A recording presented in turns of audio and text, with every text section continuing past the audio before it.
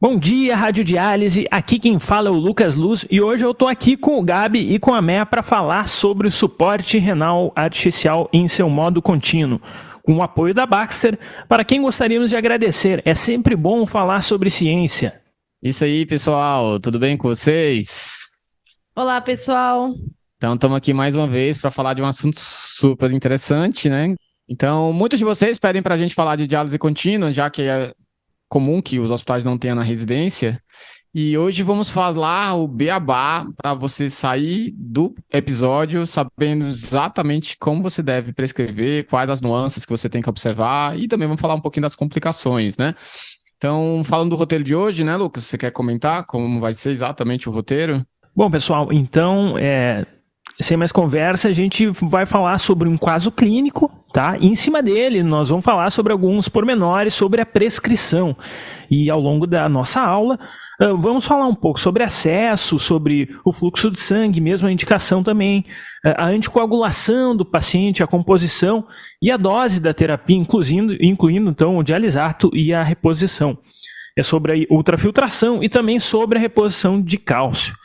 Então vamos ao caso clínico. A nefrologista Fernanda está sorrateiramente caminhando nos corredores da emergência às 7h30 da noite, vendo seu último paciente antes de migrar para o conforto do seu lar.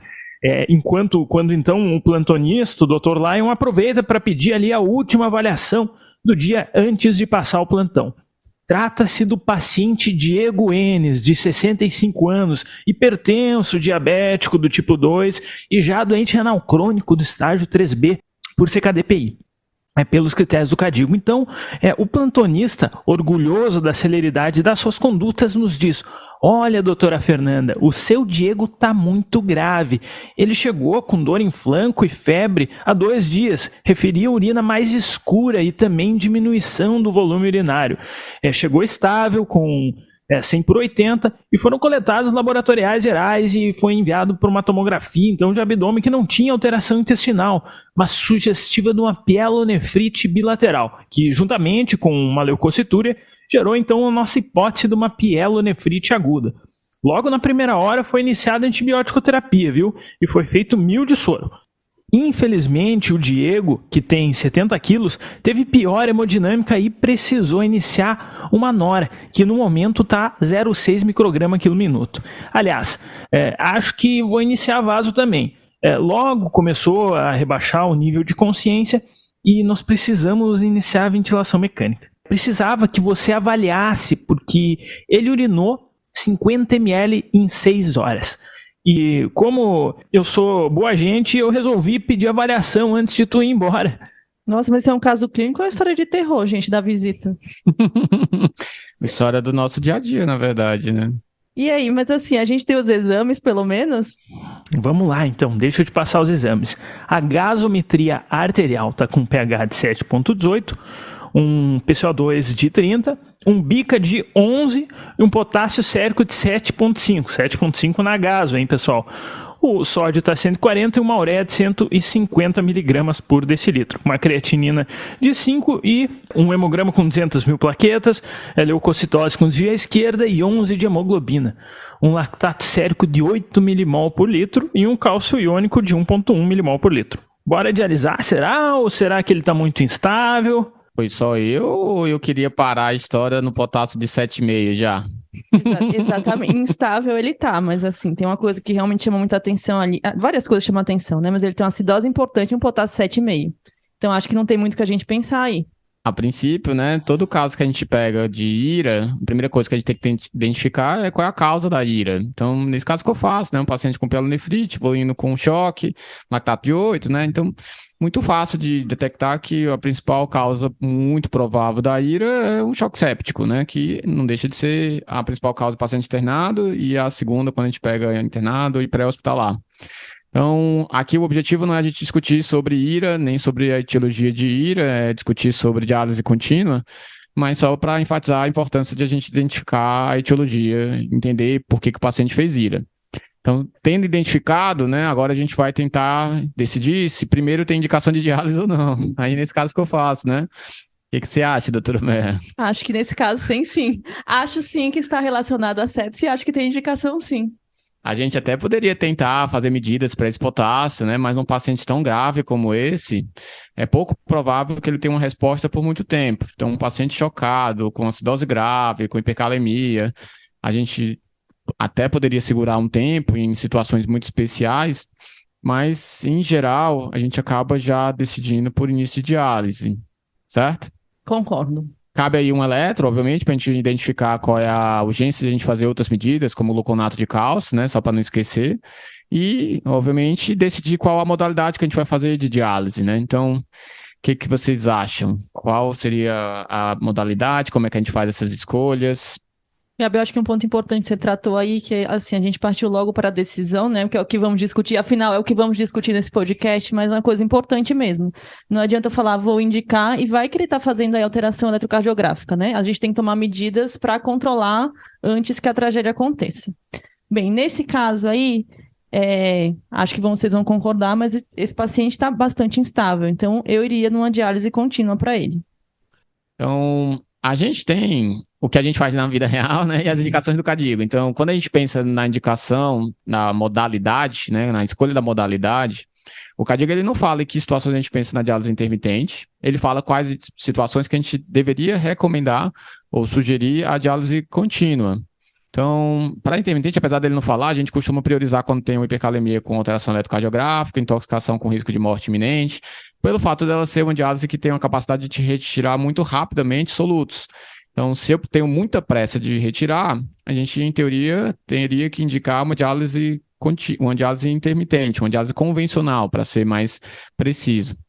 Já na diálise contínua, ele coloca lá as recomendações, como eu já comentei. Então, baseado na recomendação do Cadigo, a gente tem indicação de diálise contínua quando a gente tem uma instabilidade hemodinâmica. Infelizmente, ele não deixa muito claro se tem um valor de droga vasoativa específico ou de hipotensão que indicaria. E quando ele tem hipertensão intracraniana.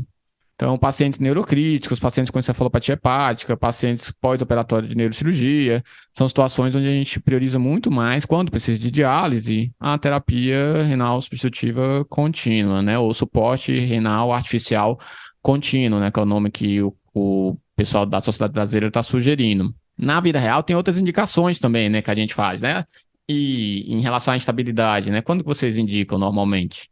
Eu acho que essa questão da instabilidade, de fato, a gente não tem uma dose de droga vasoativa que tem indicação formal, né? Mas quando o paciente está com droga vasoativa, principalmente se eu estou pensando em associar duas drogas, a gente vai tender a indicar diálise contínua, né?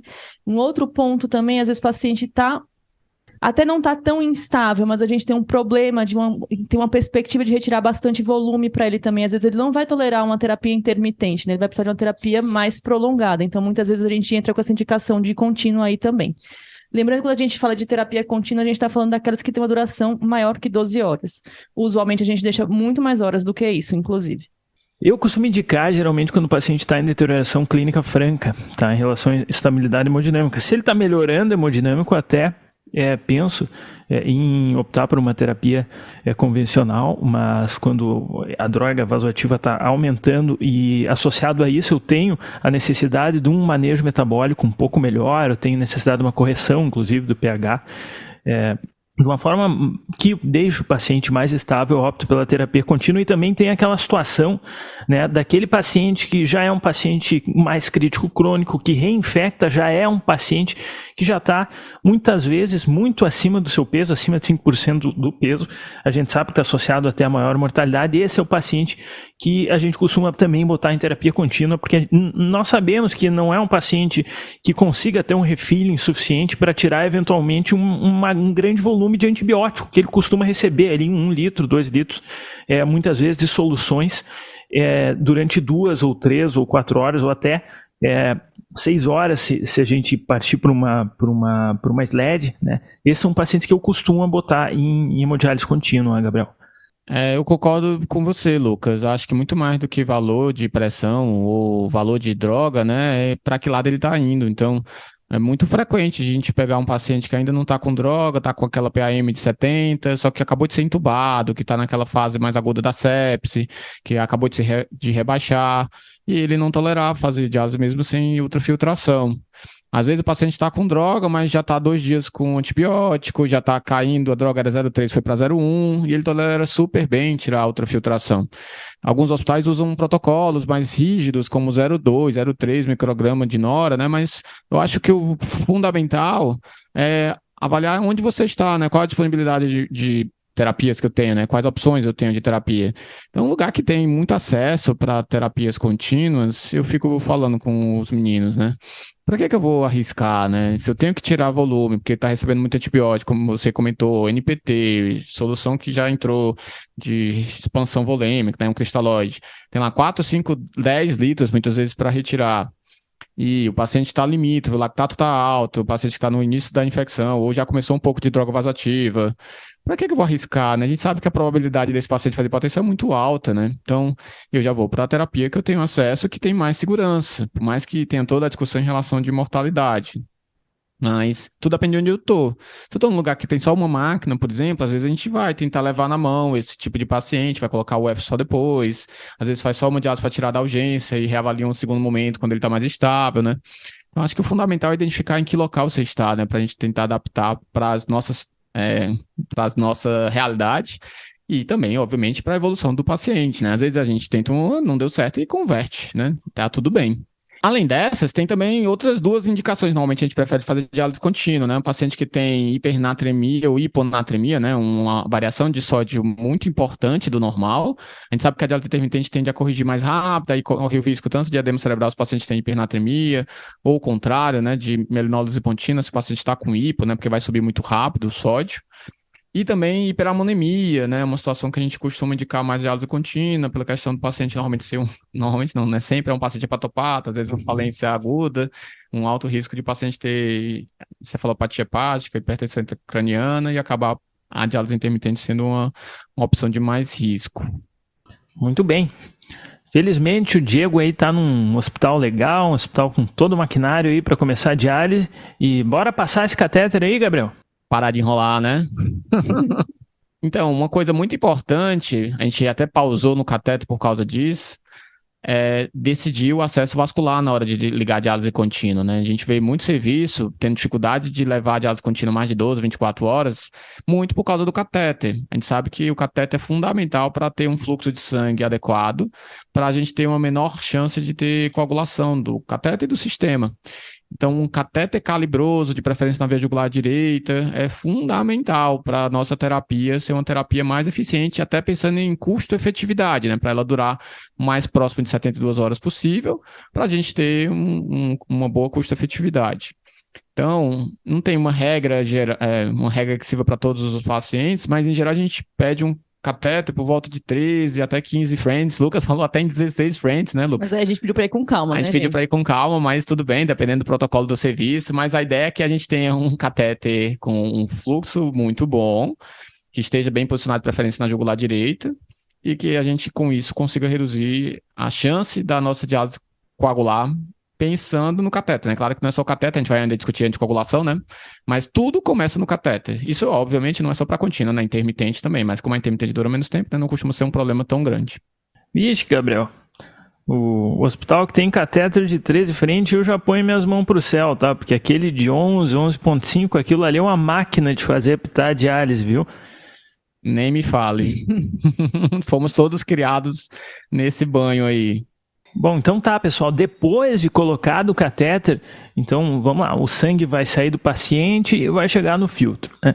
Antes de chegar no filtro, a gente tem que pensar uma forma de anticoagular isso aí, né? A gente sabe que na hemodiálise convencional, o mais comum é heparinar o paciente, mas nos pacientes em contínua, hoje em dia, na vasta maioria dos casos, a gente vai optar pela anticoagulação regional citratada para evitar a coagulação dos filtros nas terapias contínuas. E é importante salientar que a quantidade ou a dose de citrato que devemos ofertar varia classicamente em função do fluxo de sangue, ali é milimol de citrato por litro de sangue. O objetivo de tornar o cálcio iônico que circula no filtro e que na aferição convencionamos então chamar de pós-filtro abaixo de 0,4 e em alguns lugares até abaixo de 0,35, visto que a curva de coagulação ela é exponencial e não linear. As máquinas de diálise mais modernas já são capazes de informar, inclusive, a relação de milimol de citrato por litro de sangue que passa na máquina, o que ajuda o ajuste ali dos fluxos mesmo.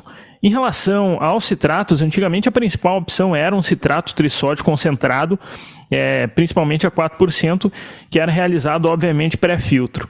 Uma outra opção hoje é o citrato a 0,5%, já incluso na reposição pré-filtro, em uma solução de dialisato, que ela é infundida em maiores volumes, com uma reposição pré-filtro e já faz parte da conta, inclusive, da dose de diálise.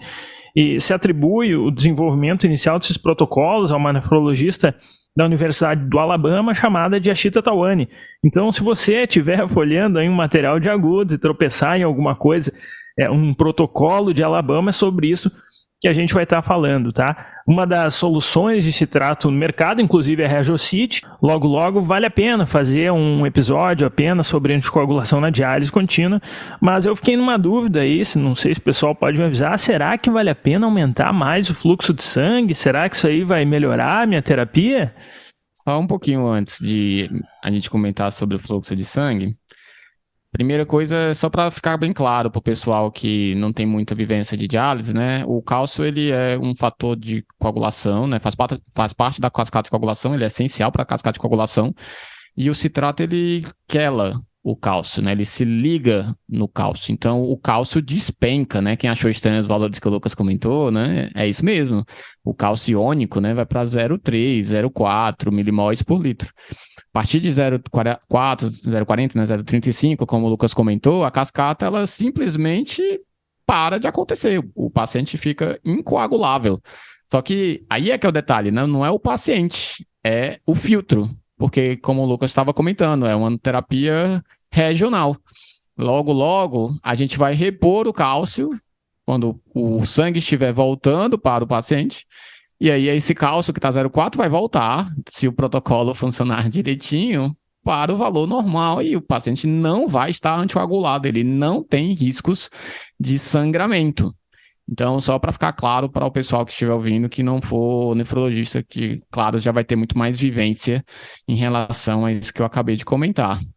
Só lembrando também, né? O citrato é o mais comum, mas alguns locais, até lugares assim, grandes universidades, às vezes não usam protocolo de citrato, né? Existem outras opções. Então, talvez algumas pessoas estejam familiarizadas com outro tipo de anticoagulação. Inclusive regional, né? É descrito que a gente pode fazer heparina com protamina, né? Que reverteria a heparina, mas eu particularmente nunca vi. A gente não consegue fazer heparina sem protamina, né? E manter o TTPA na faixa. Imagina Nunca vimos. Que usar protamina, né? Como deve ser um caos, né? Como diriam os comentaristas de esporte. Só outra coisa também é que em alguns lugares opta-se por não fazer nada, né? Pacientes que às vezes não têm condições de usar heparina, porque fizeram um procedimento recente, ou tem programação de outro procedimento, ou estão sangrando, ou tem plaquetopenia, e por qualquer motivo não tem no hospital citrato, isso tanto em contínua quanto intermitente. Claro que na ausência de um método de anticoagulação, a chance da minha terapia contínua durar muito tempo é 0, mas isso é sim também descrito como uma possibilidade. E última coisa, só a dose do citrato, para quem tiver curiosidade, para alcançar esses valores, normalmente a gente começa de 3 a 6 milimols por litro de sangue, tá? Só para ficar... Usualmente 4 até, eu diria, na prática, né? A maioria dos protocolos começa com 4 e a gente vai ajustando de acordo com o cálcio. 6 é muito, viu? Então. Isso, é 3 a 6 e aí a gente vai ajustando de acordo com o resultado do cálcio. Cálcio pós-filtro está muito baixo, a gente baixa a dose. Cálcio pós-filtro está muito alto, a gente aumenta a dose. E claro, depois a gente pode comentar um pouquinho mais sobre as nuances em relação à dose de citrato. Mas voltando, né, Lucas, para o que você tinha perguntado, e o fluxo de sangue, né? O que a gente faz com o fluxo de sangue? Meu fluxo de sangue vai ficar entre 100 e 150 ml por minuto, usualmente entre 100 e 120 ml por minuto. Não que eu não possa ter fluxos maiores, eu posso usar fluxos maiores, mas uma vez que eu estou com anticoagulação com citrato, que é o mais comum, o manejo do citrato pode ficar um pouco mais difícil com esse fluxo de sangue. Só lembrando que é um conceito que talvez seja, assim, para quem está acostumado com a diálise convencional não faça tanto sentido. Quando a gente fala em dose, a gente não depende desse fluxo de sangue, né? A dose vão ter outros fatores que a gente vai avaliar posteriormente. Mas e aí? A gente está agora com esse paciente com 70 quilos, digamos que com fluxo de sangue de 120 ml por minuto. E a solução? E a dose de diálise? Como que vai ser? Então, como a Meia já tinha adiantado, quando a gente fala de dose de diálise, ao contrário da convencional, a gente não leva em consideração o fluxo de sangue, exceto situações muito excepcionais, onde o fluxo de sangue pode estar muito baixo, a gente não tem correlação do fluxo de sangue com dose. Quando a gente fala de dose na contínua, a gente fala de volume de efluente. E, por convenção, a gente usa a unidade de medida ml por quilo por hora de efluente para a dose. Então, na hora que a gente fala de efluente, a gente está falando de dose de reposição, a gente está falando de dose de dialisato e a gente está falando de ultrafiltração. Então, a gente vai somar esses 3 volumes, essas 3 taxas de infusão, que normalmente vão estar todas em ml ou litro por hora, vai dividir pelo peso do paciente e vai dividir pelas horas de terapia, né? Obviamente, supondo que a gente vai fazer 24 horas de terapia, fica mais fácil, mas lembrando que às vezes o paciente tem que interromper a terapia porque vai descer para a tomografia, porque vai para o centro cirúrgico, né? Tem várias situações, coagulou o catéter, onde nem sempre a gente consegue entregar aquela dose ou aquele tempo de terapia que a gente tinha previsto.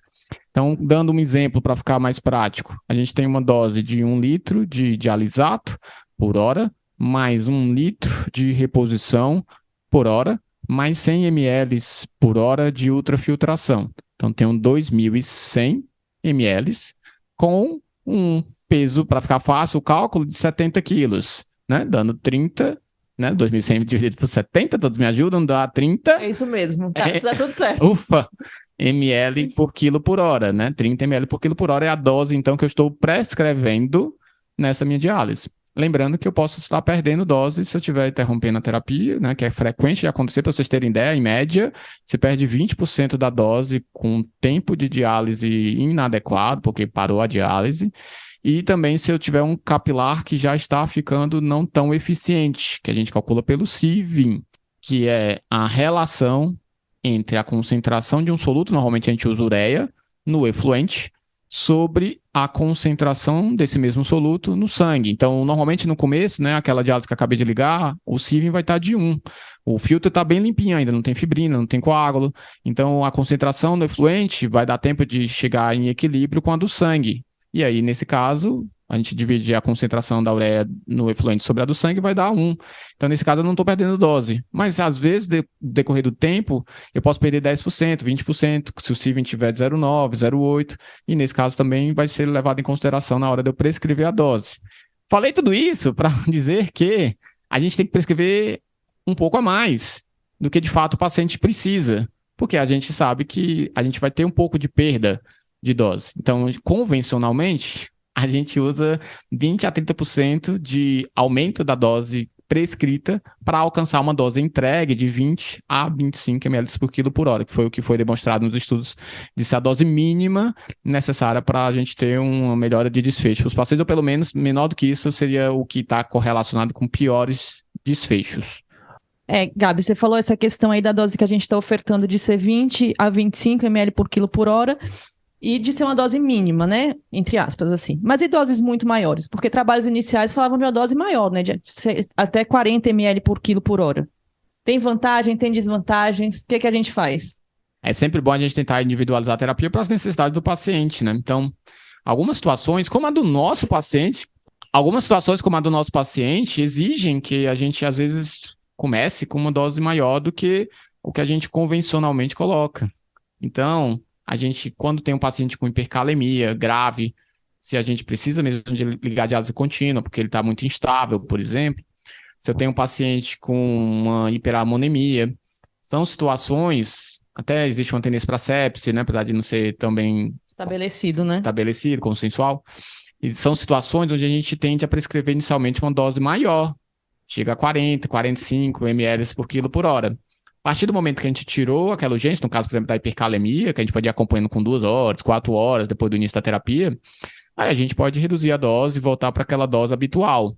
Mas, sem dúvidas, é super importante. Tem paciente hipercatabólico, que a acidose demora para melhorar, são rabdomiólise, são situações que a gente, sim, pode manter até por mais tempo uma dose maior. Eu acho que a gente dá aqui tudo mastigado, mas lembrar que tem individualizações, né? Cada paciente vai ter um comportamento diferente, uma necessidade diferente, inclusive. O ponto negativo, às vezes, da gente dar uma dose maior, é que eu também posso ter complicações relacionadas a isso. Claro que se eu tiver um ajuste preciso do banho, isso não deve acontecer, mas hipofosfatemia seria uma complicação possível. E a gente pode ter também retirada de antibióticos por conta da dose em excesso. Claro que mesmo uma dose convencional já tira, mas é proporcional. Quanto maior a dose, antibióticos como os beta-lactâmicos, que são relativamente moléculas pequenas, a gente pode sim ter um risco de eles não estarem na dose apropriada. Cabe até a ressalva de vocês sempre checarem a dose dos antimicrobianos quando estiverem prescrevendo a diálise, ou se o seu paciente já está em diálise, e lembrar que um dia ele pode estar em contínuo, no outro ele está intermitente, no outro ele está sem diálise. A gente adora ajudar os clínicos e intensivistas.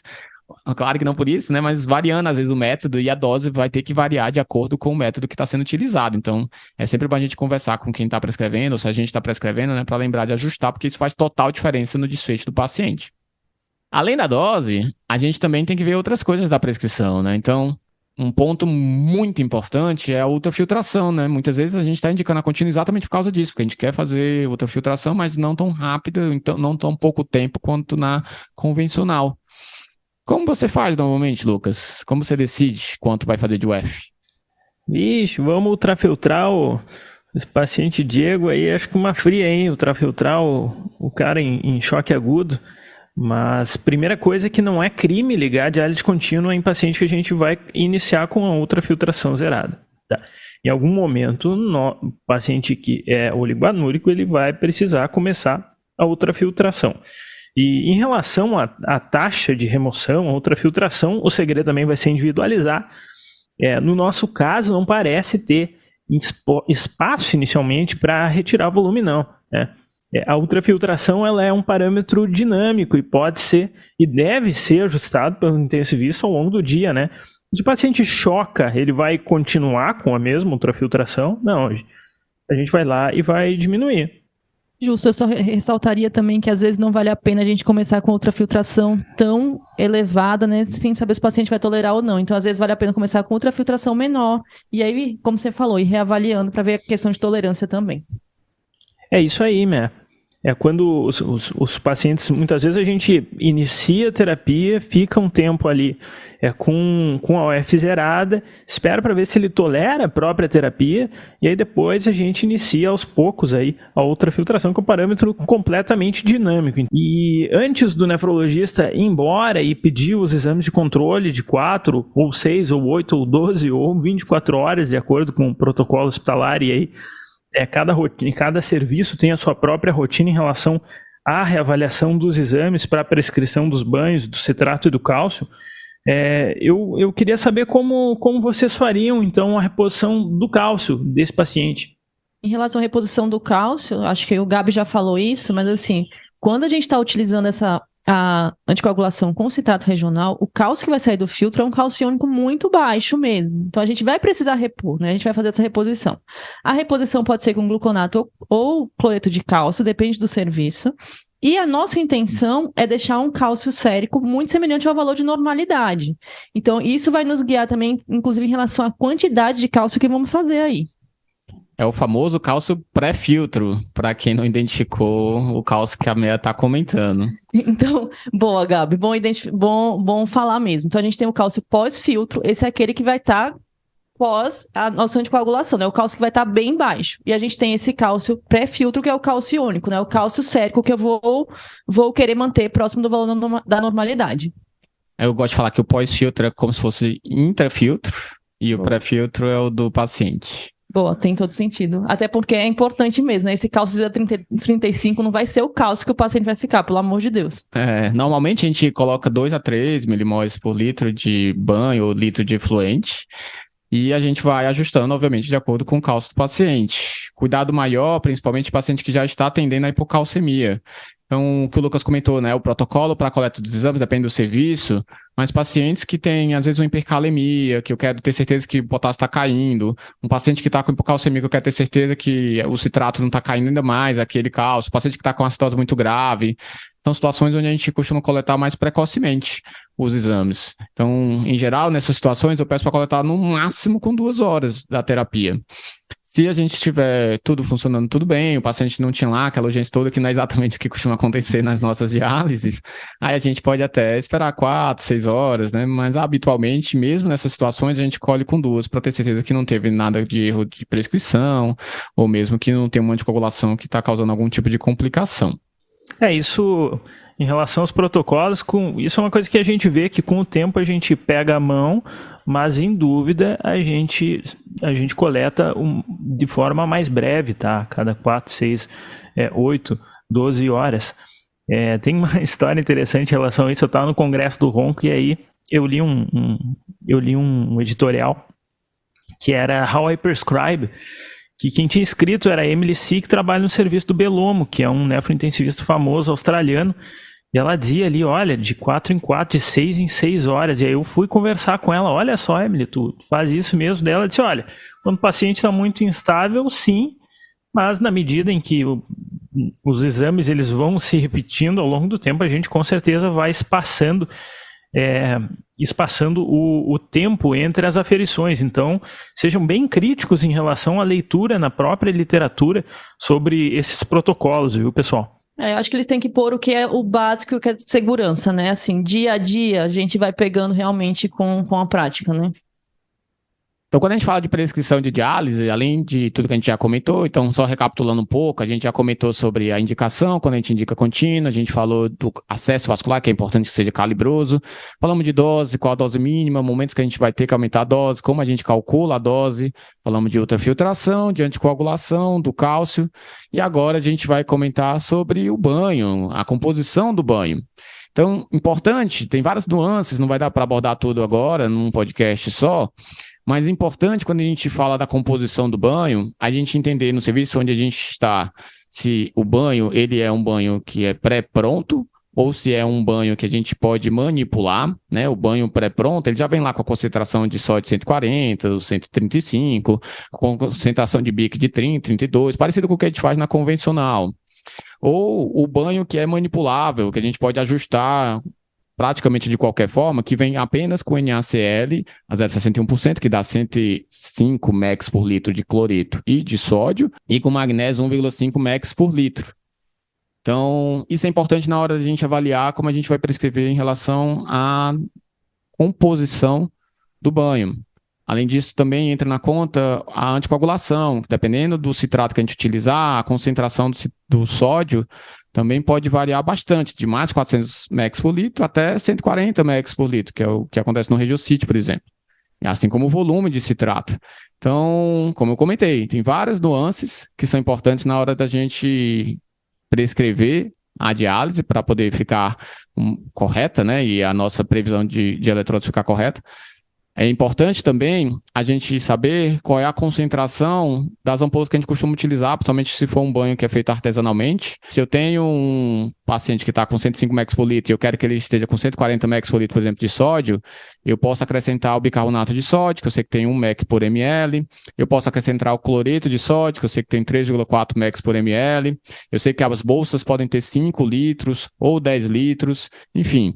Então, esse cálculo é muito mais fácil de ser feito quando a gente está lá com um papel na mão, mas são os detalhes que precisam ser observados na hora de eu decidir qual é a concentração e como eu vou prescrever aquela concentração que eu quero, né? Claro que eu preciso de saber quanto que está a concentração do paciente, eu tenho que avaliar como vai ser a evolução para decidir se no próximo banho eu vou baixar, se eu vou aumentar, tá? Então, de novo, né? São muitos detalhes, mas é importantíssimo a gente ter noção de tudo isso que eu comentei para poder evitar erros. Um ponto só que eu quero chamar a atenção é a relação que existe do potássio com cloreto e fósforo e a relação que existe do sódio também com cloreto e bique. Então, às vezes, na hora que a gente quer decidir o que a gente vai começar a modificar do banho, a gente acaba cometendo engano e acaba começando pelo potássio e pelo sódio, ou pelo sódio, né? E acaba abordando primeiro o cloreto de sódio ou o cloreto de potássio. E a gente sabe que é melhor a gente começar pelo bicarbonato de sódio, se for mexer no sódio primeiro, ou com o fosfato de potássio, se for mexer com o potássio primeiro, com o fósforo primeiro. Porque isso faz com que a gente possa primeiro mexer no componente onde eu tenho um elemento que vai ser utilizado apenas naquela ampola, então o bicarbonato só tem ali. Então, se eu quero um bicarbonato de 40 mEq por litro, eu só vou mexer no bicarbonato de sódio. O fósforo é a mesma coisa, eu só mexo no fosfato de potássio. E o resto, se eu precisar complementar, eu complemento com cloreto de sódio ou com cloreto de potássio, tá? Talvez tenha ficado um pouco confuso, você volta uns 4 minutos nesse podcast e ouve de novo para poder entender, mas realmente é algo que na prática a gente vai pegando muito mais fácil, na hora que você prescreve, que você faz os cálculos, fica mais fácil de entender, mas lembrem dessas nuances na hora que estiver prescrevendo para a gente não causar complicações com a nossa diálise. Eu achei que foi uma dica prática bem boa, Gabi. Ai, que bom, velho. Mas é realmente assim, com papel na mão, até tô com papel aqui pra simular, mas É que ninguém tá vendo, mas tá escrito aqui. tá tudo, os cálculos tudo aqui. Mas realmente fica muito mais fácil, gente, com o papel na mão, tá? Regras práticas, tem um lugar que eu trabalhava que tem, bom, todos os lugares têm as regras, né, práticas, e aí eu me lembro que um falou o seguinte: quando tu diminuir 20 ml no bicarbonato, tu aumenta 5 no cloreto de sódio pro residente. Ok. São particularidades que a gente pega na prática mesmo, e volta e escuta 4 minutos. Se quiser voltar alguns episódios para trás sobre insuficiência renal aguda, inclusive tem um maneiríssimo aí que a gente fez com o Thiago Reis também. Então, depois de tudo isso, todas as explicações, cálculos aqui que ninguém tá vendo, mas eu tô. Eu acho que a gente vai rezar então para não dar nenhuma complicação, certo? Ah, tá. Como tudo na vida, né, gente? A gente sabe que a terapia ela é muito boa, né? Quem comenta que diálise contínua não faz diferença de mortalidade é porque nunca usou. Ela facilita muito, ela praticamente normaliza praticamente todos os exames. O que não vai fazer é milagre, né? Então, se o paciente não estiver melhorando da causa de base, infelizmente não vai ser a diálise contínua que vai fazer ele melhorar, né? Então, ninguém está falando isso. Acho o nome suporte muito adequado. Exatamente, né? O nome suporte, ele define, né? Então, a gente facilita um pouco a vida. A gente consegue tirar volume mais devagar, a gente corrige a acidose mais devagar, a gente corrige o sódio, a gente corrige tudo praticamente. Mas, de novo, né? Não é isso que vai fazer ele melhorar da sepse. Então, lembrem-se disso. Mas, apesar disso tudo, apesar de a gente amar a diálise contínua, a gente sabe que existem complicações.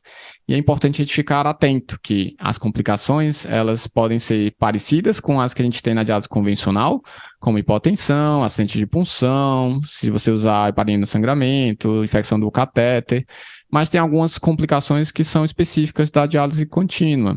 Então, na diálise contínua, a gente tem o risco de intoxicação por citrato.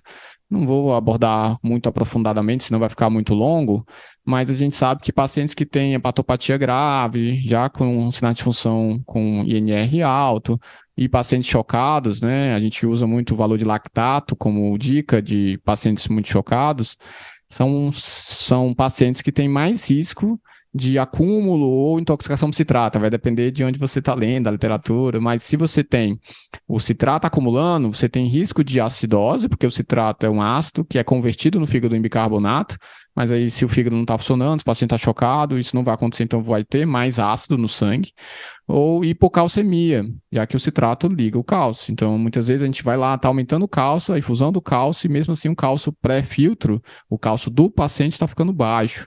Então, isso é sinal e que a gente pode estar tendo uma intoxicação ou acúmulo de citrato. Só rapidinho, a gente trata normalmente, obviamente, baixando a dose do citrato, às vezes até desligando e aumentando a dose de diálise, porque o citrato é dialisável, até 60%, 70% do citrato sai na diálise. Então, se você está monitorizando de perto, né, normalmente a gente monitoriza com a relação do cálcio total sobre o cálcio iônico, se está maior do que 2,5 é um sinal de acúmulo de citrato, né, já que o normal está por volta de 2, a gente tem a indicação, se já tem a alteração do cálcio total sobre o iônico, de tratar já esse acúmulo de citrato mesmo antes de ter a hipocalcemia clínica ou a acidose metabólica, tá? Outra complicação que a gente tem com a diálise contínua é relacionada com o banho de diálise, então, como qualquer outra diálise, mas como eu comentei, a gente, quando tem um paciente que está fazendo a diálise contínua, se tem alguma modificação do banho, se é um banho que foi manipulado, às vezes está sem fósforo no banho, então lembrar de colher o fósforo, a gente pode ter uma complicação de distúrbio hidroeletrolítico, então eu posso ter alcalose, às vezes está com muito bico, eu posso ter disnatremias também, eu posso ter hipocalemia, eu posso ter hipofosfatemia, então muita vigilância com a prescrição do banho, e a dica é também colher o fósforo, que muitas vezes a gente esquece de colher, às vezes o paciente está lá enganchado na ventilação mecânica, o paciente com dificuldade de desmame de ventilação sempre pensar em hipofosfatemia, e às vezes é por causa da diálise. E também a última coisa que eu vou comentar de complicação é em relação à retirada de antibiótico, que a gente já comentou um pouco, só reforçando. A gente, em qualquer diálise, a gente pode ter retirada de antibiótico, mas em geral, os pacientes em diálise contínua, quando eles ficam ligados muitas vezes 5 dias, 10 dias, é uma dose acumulada muito maior do que o que a gente faz normalmente nas diálises convencionais, intermitentes. Então, muito cuidado para que a dose do antibiótico não esteja subdose. Se eu tiver como medir nível sérico, é melhor. Se eu não souber qual dose fazer, a gente costuma recomendar fazer dose cheia, que a gente chama, que é a dose não corrigida para a função renal. Então, isso é algo muito importante de ser levado em consideração na hora que a gente prescreve a diálise contínua, tá? Acho que é isso, Gabi. Você fez a promessa de abordarmos tudo e acho que a gente conseguiu, sim. Não é fácil, tem muita coisa que eu queria ainda falar, né? Todos vocês, com certeza, também, né? Mas a gente sabe que também tem uma hora que dá um nó na cabeça, né, doutor Lucas? Bom, pessoal, esperamos ter ajudado no plano de cuidado, inclusive do nosso paciente fictício aí, Dr. Diego Enes, que nos é tanto querido. E lembrar que ser nefrologista é sinônimo de celular ligado, porque o plantonista pegou o nefrologista pelo rabo ali, saindo do hospital, e agradecer também a Baxter aí pelo apoio nesse episódio, nos ter possibilitado falar um pouco dessa terapia que nós somos apaixonados, né, pessoal? E bom dia, Radiodiálise! Tchau, gente. Até o próximo episódio, então. É isso, pessoal. Então, até a próxima. Sempre um prazer estar aqui com vocês e vamos junto. Até mais. Esse podcast tem o objetivo de educação médica. As informações aqui prestadas exprimem as opiniões dos seus integrantes no momento da gravação. Não esqueça que a medicina é uma ciência que muda constantemente. Não utilize as informações ouvidas aqui como conselhos médicos para si ou para outros. Em caso de necessidade, procure opinião médica direcionada.